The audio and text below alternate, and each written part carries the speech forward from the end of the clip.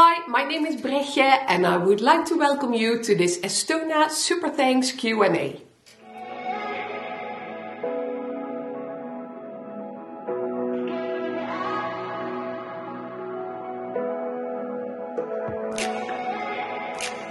And I don't know if you have tuned in to one of the Super Thanks Q&As, but this series is meant for those people who have left a question along with their Super Thanks.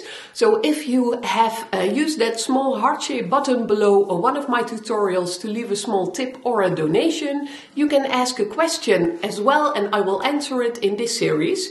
There were a lot of Super Thanks in the past 2 weeks, so thank you very much. But there were no questions, so I am going to run through the Super Thanks and afterwards I am going to answer some other questions that were left in the comment section below my tutorials. So enjoy! And I have my laptop out here, still thinking about a way how I can incorporate this so that it's nice to watch, but for now let's just do it like this. And the first Super Thanks is from Jane Howard. And Jane says, thank you for putting the tutorials out and available for free. I am just starting and I am enjoying the work with my hands. Well, I can relate to that. I appreciate your teaching style. You are very easy to understand and follow. Here's a small token of my gratitude. Well, Jane, I wouldn't call this a small token. Thank you very much for your support. I really appreciate it. And I am happy to hear that you are enjoying working with your hands. And then there is this one by Hawaiian Temple, and it's a very short one. Thanks. Well, thanks to you. The Oat Milk Man 3128, also thank you very much for your support. And then there is this one from Starer. Hello BREGJE, I love this. I haven't seen water casting before and thank you for all your beginner free tutorials and lessons. I watched all of them. Well, I went to look something up this week and I spotted that there are over 150 tutorials, so you have some hours in there. So very helpful. Thank you, Star. Star, thank you very much for your support. Carrie Wright is saying, thank you for being such a good teacher. It's just a hobby for me, but I have learned so much from your videos. Well, you are very welcome, Carrie, and I am happy to hear that you are enjoying the tutorials. And then there is another one from Didi.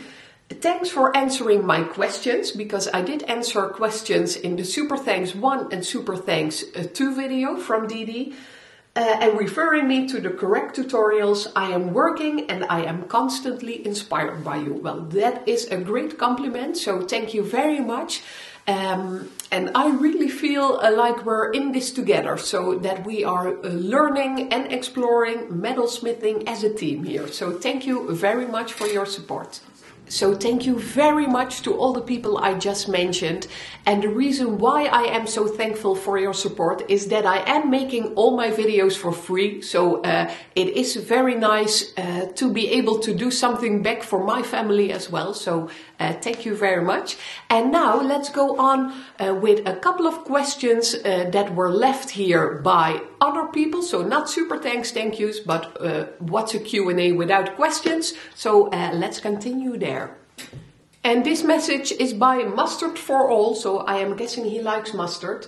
Absolutely wonderful. Do you know how to set your stone from the back? And is the only way to secure a stone or a cabochon with prongs? And there are several ways of setting a stone, and I immediately thought of a picture frame. So I don't know if there is a name for it. Maybe let's just call it a picture frame setting, or I believe a coin setting might be the answer for you. So let's say you have the front of your design ready. You can make sure that this is a bit longer. You will slide in your stone here, so that will be in place. And it will look very nice up front. Then you can place a ring in this part and fold over pieces like this, just like you would do in a picture frame. And then everything will stay tightly and securely in there. I hope that this made any sense to you. If it didn't, then maybe we should do a tutorial on it. So just let me know in the comment section below the video if you are up for one. Erika asked if I could spell out the name of the tool I use to file down the prong. It sounds like coupling.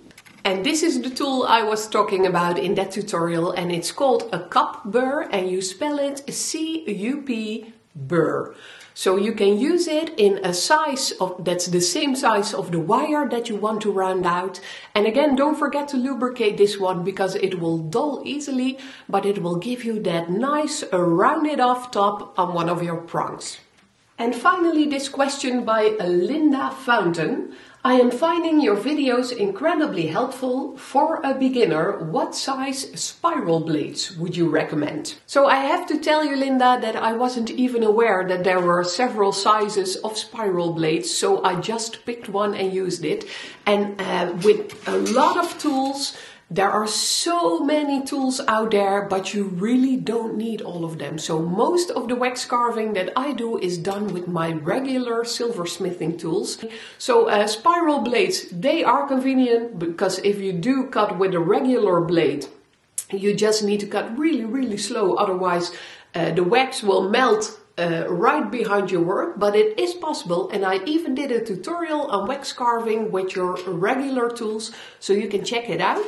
So thank you so much for watching again. I hope you did enjoy this short Q&A, and if you do have a question, again, you can always use the super thanks function, and then you will be sure that your message will be answered. So thanks for tuning in, and I hope to see you again tomorrow at a new wax carving tutorial.